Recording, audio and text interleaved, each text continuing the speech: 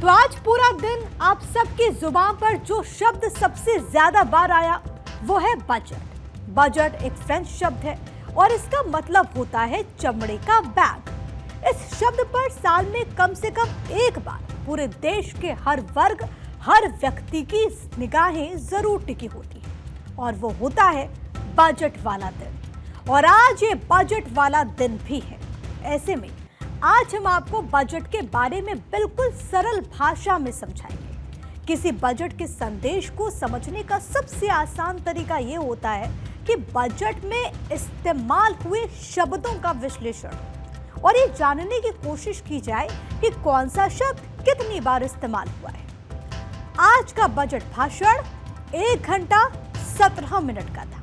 बीते साल ही जुलाई के महीने में पेश किया गया पूर्ण बजट का भाषण 1 घंटा 25 मिनट तक चला था। इससे पहले साल 2023-24 के लिए पेश किए गए बजट का भाषण 1 घंटा 27 मिनट का था। इससे पहले अगर देखें तो 2022 में जो बजट पेश हुआ उसका भाषण था 1 घंटा 32 मिनट का। साल 2019 में जो बजट आया उसका भाषण 2 घंटा 17 मिनट का था। साल 2003 में तत्कालीन वित्त मंत्री जसवंत सिंह ने बजट पेश करते हुए 2 घंटे 13 मिनट का भाषण दिया।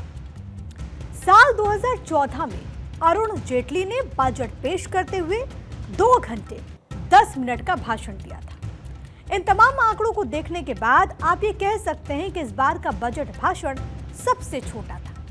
लेकिन बीते 2 दशक के सबसे छोटे भाषण में सबसे आम जनता को बड़ा तोहफा दिया गया। ये सबसे बड़ा तोहफा क्या है उसे जानने का एक सबसे आसान तरीका तो यह है कि वित्त मंत्री निर्मला सीतारमण ने अपने बजट भाषण में किस शब्द का कितनी बार इस्तेमाल किया। आज का बजट भाषण कुल 77 मिनट का था और हमने इन 77 मिनट में बोले गए हर शब्द का आपके लिए स्कैन किया है।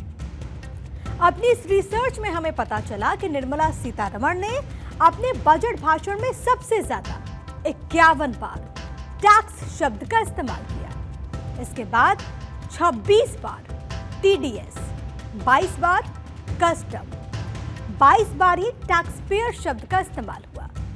वित्त मंत्री ने 21 बार अपने भाषण में भारत शब्द कहा, 20 बार रिफॉर्म उन्होंने कहा। इस शब्द का इस्तेमाल किया गया। इन सभी को अगर आप एक साथ रखकर देखेंगे तो tax, TDS, tax payer, Bharat और रिफॉर्म शब्द नजर आएंगे। और अगर आप इन सभी शब्दों को एक सेंटेंस की तरह पढ़ने की कोशिश करेंगे तो ये कुछ ऐसा होगा कि भारत के टैक्स पेयर्स के लिए टैक्स में रिफॉर्म, यानी आप और हम जो टैक्स देते हैं उसमें रिफॉर्म किया जाए। यहां रिफॉर्म एक पॉजिटिव शब्द है जिसका मतलब है किसी अच्छे काम को करने के लिए किए गए बदलाव। बुनियादी तौर पर आज का बजट इंडिया से ज्यादा भारत का बजट है और इसीलिए 77 मिनट में 21 बार भारत शब्द को बोला गया। वो भारत जो गांव कस्बों में बसता है, वो भारत जो गरीब है या फिर मध्यम वर्गीय, वो भारत जो कुछ करना तो चाहता है लेकिन जिम्मेदारियां और संसाधन की कमी उसके पैरों में बेड़ियां डाल देते थे। लेकिन आज प्रधानमंत्री नरेंद्र मोदी ने अपने तीसरे कार्यकाल में देश को एक ऐसा बजट दिया जिसे आप प्रधानमंत्री नरेंद्र मोदी का विजनरी बजट भी बोल सकते हैं। इस बजट को लेकर प्रधानमंत्री नरेंद्र मोदी ने कहा कि आमतौर पर बजट का फोकस इस बात पर होता है कि सरकार का खजाना कैसे भरेगा, लेकिन यह बजट उससे बिल्कुल उल्टा है। यह बजट देश के नागरिकों की जेब कैसे भरेगी और बचत कैसे होगी, वो विकास के भागीदार कैसे बनेंगे, इस पर बहुत मजबूत नींव रखता है।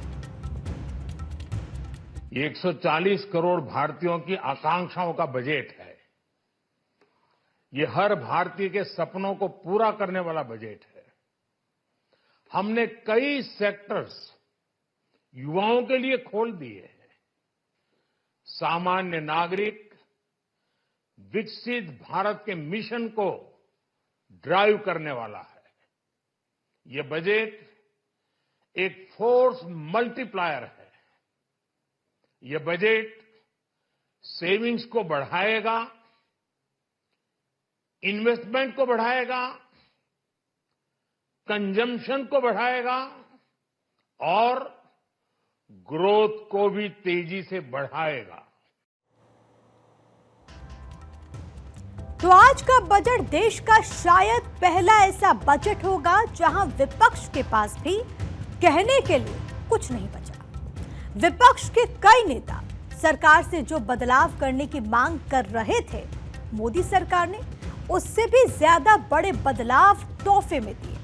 और सबसे पहला और सबसे बड़ा तोहफा है टैक्स फ्री का तोहफा। वित्त मंत्री निर्मला सीतारमण ने आज 50,65,345 करोड़ रुपए का बजट पेश किया। बजट के इस आंकड़े से आप गौरव भी महसूस कर सकते हैं, गर्व महसूस कर सकते हैं, क्योंकि 1947 में आजाद होने के बाद स्वतंत्र भारत का पहला बजट सिर्फ 197 करोड़ 29 लाख रुपए का ही था और आज ये बजट 50 लाख करोड़ के पार पहुंच गया है।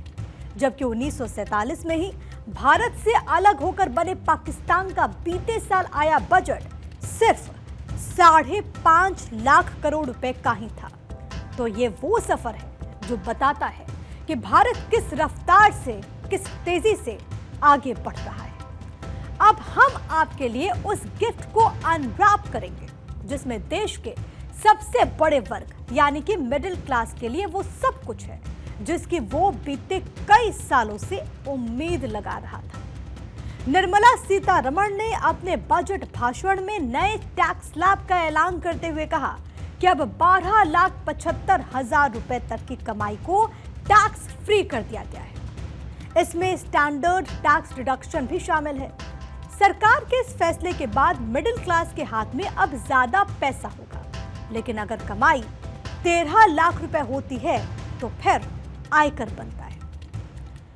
न्यू टैक्स स्लैब के हिसाब से 12 से 16 लाख की आय पर 15% टैक्स लगेगा।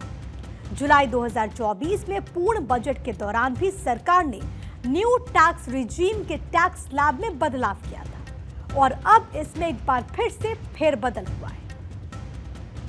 I am now happy to announce that there will be no income tax payable up to income of 12 lakh rupees. Average income of 1 lakh per month other than the special rate income such as capital gains under the new regime. This limit will be 12.75 lakh for salaried taxpayers due to the standard deduction of 75,000. Slabs and rates are being changed across the board to benefit all taxpayers.